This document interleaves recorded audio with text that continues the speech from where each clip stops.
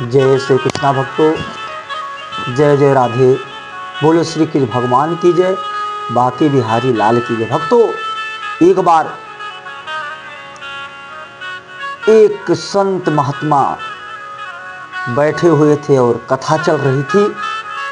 कथा चलने के बाद भक्तों वहाँ पे कुछ लोग कथा सुन रहे थे।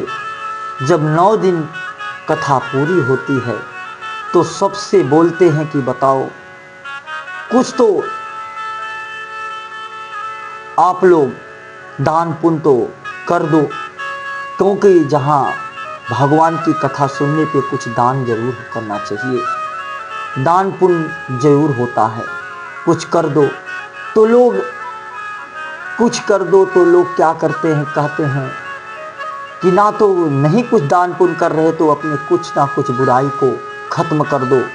आप लोग बुराइयों को खत्म कर दो। तो कुछ लोग अपनी अपनी बुराइयां, कोई कुछ बुराई था, कोई दारू पीने वाला, कोई कुछ था, कोई सिगरेट पीने की कसम खाता है, कोई कुछ करता है। जो जो जिसके अंदर बुराइयां थी वो बुराइयों को खत्म करने के लिए सारे लोग प्रतिज्ञा लेते हैं।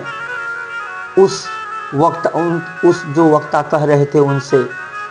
उसके बाद एक आदमी उठ के बोलता है कि बाबा जी एक चीज बताओ, इस गांव में एक आदमी ना कथा सुनने आया ना अपनी बुराइयों को त्यागा।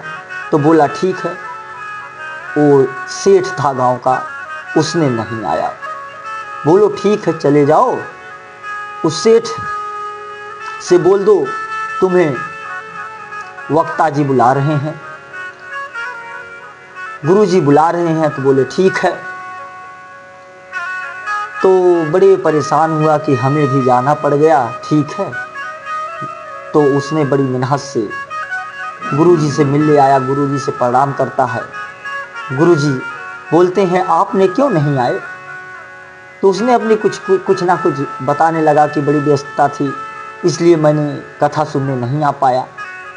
बोलते हैं भगवान की कथा सुनने के लिए कितनी भी इंसान को व्यस्तता हो, जहाँ भगवान की कथा चलती हो वहाँ जरूर पहुँच जाना चाहिए। ना तो प्रणाम करके चले आना चाहिए, जरूर पहुँचना चाहिए, क्योंकि बोले भाग्य से कथा सुनने को मिलती है। उसके बाद भक्तों बोलते हैं तुम क्या प्रतिज्ञा ले रहे हो, कौन सी बुराई खत्म करना चाह रहे हो? बोले बाबा जी हमारी एक प्रतिज्ञा ले रहे हैं कि एक मेरे बगल में कहाँ रहता है, मैं डेली उसका चेहरा देखा करूँगा। तो फिर गुरुजी बोले ठीक है, जब जो इसने लिया है प्रतिज्ञा जाने दो, वही करने दो। तो इसने क्या करता था, घर पे गया। जाने के बाद भक्तों जब घर पे गया तो डेली उठता था, सुबह उठने के बाद रोज उनके चेहरे को मुहार के देख के तभी कोई काम करता था।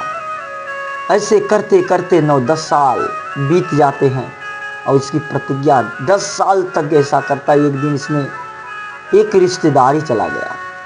रिश्तेदारी जाने के बाद वहाँ लेट हो जाता है, रात हो जाती है। वहाँ से जब रात हो जाती है वहाँ से लौटता है। लौटने के बाद भक्तों उसकी धर्म पत्नी कहती है थोड़ा पानी वानी पी लो, प्यास तो बहुत लगी थी। और उसे तो रोज प्रतिज्ञा था कि कहार के हमें चेहरा को देखना है। उसे किसी से वो बताया नहीं था, स्वयं वो देखता था। जब स्वयं वो देखता था डेली, उसके बाद फिर वहाँ से उठा, अपना जो भी था कपड़े विपड़े निकालता है, दौड़ के उसके घर पहुँचता है, बुलाता है नाम लेके। और कहार जी रहते हैं, उसकी बीवी आती है, बोलते हैं हाँ बोलिए क्या बात है सेठ जी, बड़े परेशान हो, क्यों आए हो? बोलते हैं देखो आपके पति जी कहाँ हैं? कहाँ रहे? खेत में गए हैं और खेत में काम कर रहे हैं। बोलते हैं ठीक। उसने दौड़ते दौड़ते खेत में चला जाता है। जब जाता है खेत थोड़ी ऊंचाई पे रहती है और नीचे से वो बुलाता है। तो उसने कहार जो है एक घड़ा पाया होता है, सोने की घर, सोने से पूरा भरा हुआ घड़ा होता है। और उसने सोचता कोई देख तो ना ले, उसने तोप देता। बड़ा खुश होता है, बड़ा खुशी उसे मिलती है। होने के बाद तब तक इधर सेठ जी बुलाने लगते हैं तो वो पहुंच जाता है सेठ के पास, चेहरा देखता, बोला क्या हुआ? कहा मैंने अब देख लिया। तो कहार को बड़ा अजीब लगता है, सोचता अरे इसने लग रहा होगा घड़े को भी देख लिया। बोलता किसी से बताना मत, किसी से मत बताना। बोला क्या बात है बताओ। लेके जाता है, दोनों लोग आपस में 50-50 बांट लेंगे। जब जाता दिखाता है सोने का घड़ा, तो सेठ जी वही देखते, सोचते हैं कि इस तुच्छ मनुष्य का रूप देख के हमें इतनी चीज मिल गई, अगर मैं भगवान का चेहरा डेली देखता होता तो आज मैं कहाँ क्या ना जाने क्या मिल जाता। और रोने लगता है, बड़े तेज से रोने लगता है। कहता है महाराज, कहता है देख मैं तेरे लिए नहीं रो रहा हूँ, इस घड़े के लिए नहीं रो रहा हूँ, मैं तेरा चेहरा आज 10 साल से देखता रहा। आज तेरे चेहरे देख के मुझे एक चीज प्राप्त हो गई, अगर भगवान का चेहरा देखता तो मुझे मुक्ति मिल जाती। भक्तों, इसीलिए कहा जाता है जो भी प्रतिज्ञा आप कर रहे हो उसमें कुछ ना कुछ लाभ जरूर है, ये ध्यान रखना। कोई भी चीज अच्छा कर रहे हो तो आपको कुछ ना कुछ जरूर फायदा मिलेगा। देखो इसके बाद उसने इतना रोया, रोने के बाद सेठ पांव पकड़ लेता उसका। वाह!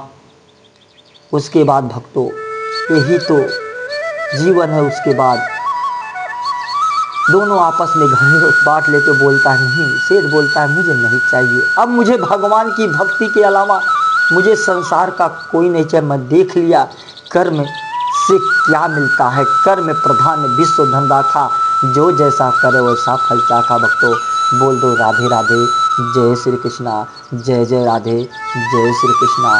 बोलो भक्तों, यही तो कर्म है। भगवान जो है चाहे तो कुछ भी करवा सकता है। भगवान के प्रति अगर आप हो, भगवान का साथ दे रहे हो, भगवान के ऊपर विश्वास है, आपको कभी रोने नहीं देगा। वो जरूर कोई ना कोई फल आपको जरूर देगा भक्तों, क्योंकि भगवान की भक्ति में इतनी शक्ति है।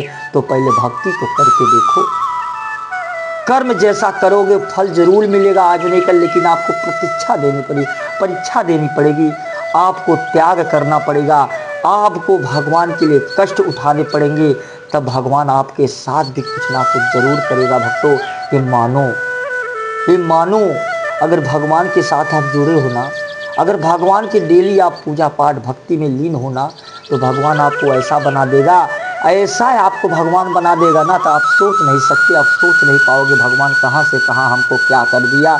नारायण में इतनी शक्ति है, ठाकुर में इतनी शक्ति है, खाली ठाकुर की भक्ति लोग करते कहाँ।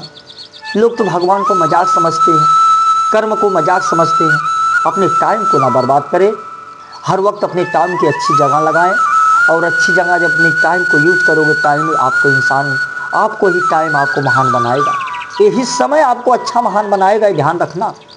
इस समय जितना आप अच्छी जगह दोगे उतना ही समय आपको महान बन, जहाँ आप अपने समय को दोगे वैसे ही आप बनोगे, ये ध्यान रख लेना। क्योंकि संगत ही सबसे, इस संगत बुरी ना रखे, जब भी रखे संगत, अच्छी संगत रखें, अच्छे संगत के साथ रहोगे तो आप जरूर महान बन जाओगे। कितने भी बिगड़े हुए इंसान हो, आप अच्छा, आपके अंदर अच्छाई आई जाएगी।